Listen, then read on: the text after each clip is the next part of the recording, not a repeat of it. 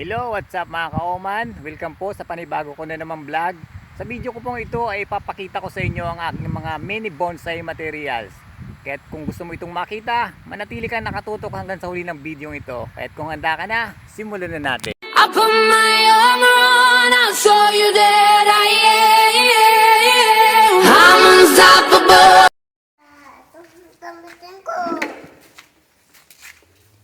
Ayan guys, ito po yung mga mini bonsai materials. Ito po yung iba. Ayan po.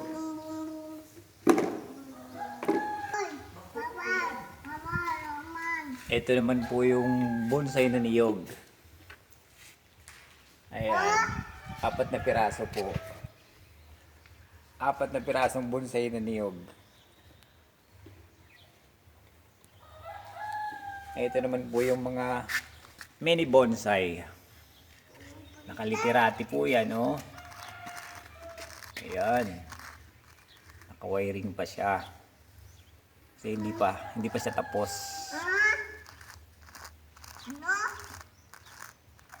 Ayan. Yan po ang mini bonsai. Literati.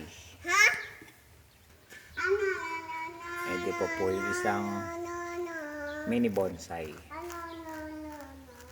Ang gubat naman siya. Naka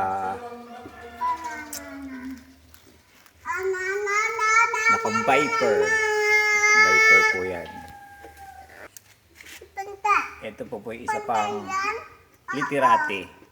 Mini bonsai. Mini bonsai literati. Alagaw po ito. Alagaw po ang kahoy na ginamit sa kanya. Ito pa rin po yung mini bonsai pa rin. Sabamiki style. Ayan po. Mayroon siyang uka sa gitna. Ayan. Ito po yung uka niya. Mini bonsai pa rin. Ito naman po yung tiyaang gubat. Ayan, mini bonsai pa rin po.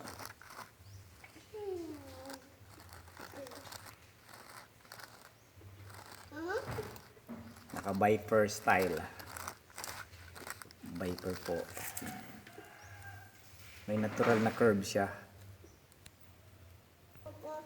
Ito pa rin. Mini bonsai pa rin. Napakaganda nila. Ang cute. Ito pa rin yung isa pang mini bonsai literati. Ayan, literati design po siya. Medyo kinalbo ko po yung dahon kasi kinakain ng uod. Ito pa rin po yung isang mini bonsai. Ayan, naka-expose po ang root niya, oh. Exposed root. Ayan po. Ayan ang kanyang roots. Ayan.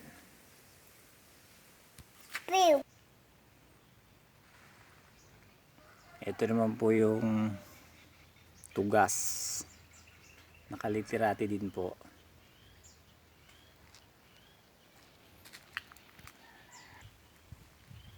Ayan. Ayan naman yung tipig kung tawagin. Ayan, exposed root po yan.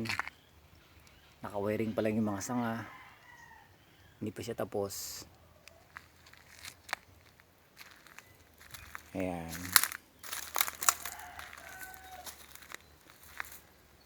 Yan po yung kahoy na upli.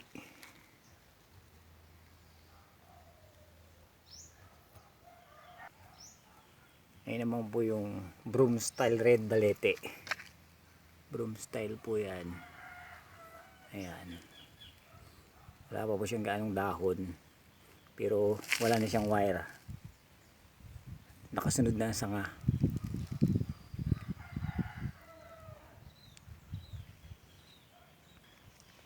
Ito po yung isa pang upli. Napakaganda po ng ugat niya. May mga sanga na rin siya. Wala pa ring dahon. Ayan. Bago pa lang nagsisimula ang mga dahon.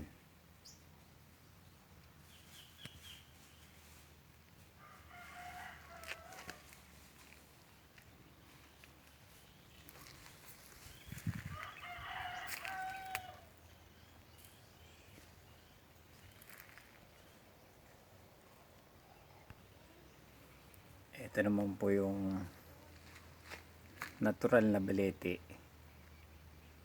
Ayan. May bato po yan dyan sa loob. Hindi ko pa tinatanggal ang lupa kasi baka matuyo. Gawa ng tag-init po ngayon. Tagaraw. Ayan, may kunting sanga na siya. May dahon na rin. Ayan.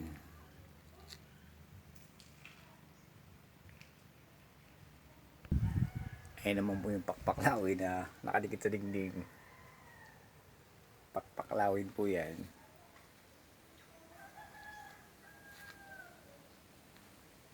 Ayan pa po yung isang pakpaklawin. Ayan. Ito naman po yung mga bulaklak ni Pilaha.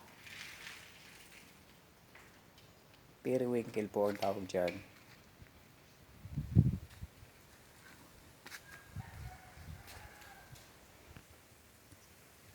Ayan po yung lahat-lahat na mini bonsai.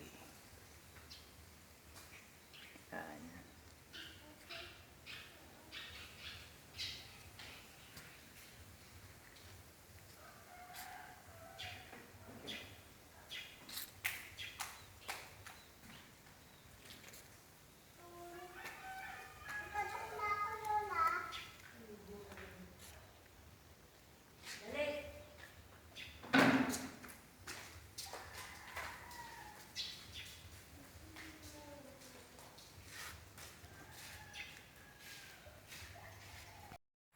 Marami pong salamat sa panonood and see you on my next video. Peace out!